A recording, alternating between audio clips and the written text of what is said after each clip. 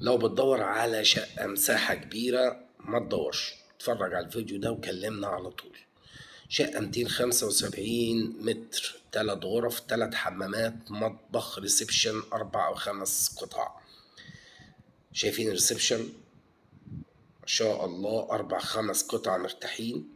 دي طرقة قدام الباب على طول، تاخد كلسونة، تاخد أكتر من قطعة. مطبخ كبير. الشقة كلها في مشروع بيت الوطن الأساسي خلف جامعة القاهرة الدولية وأمام مدخل زايد 4. شفنا المطبخ، وده كمان حمام ضيوف، استقلالية في الخصوصية.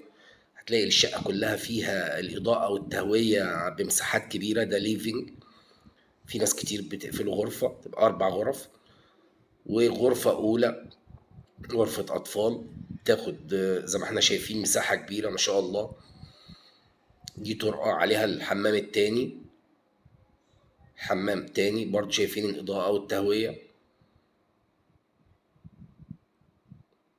والغرفة التانية ببلكونة بتبص على مشروع جنة أكتوبر.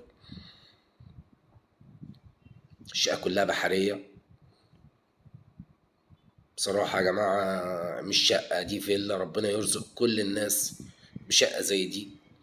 ده الغرفة التالتة مع حمام ماستر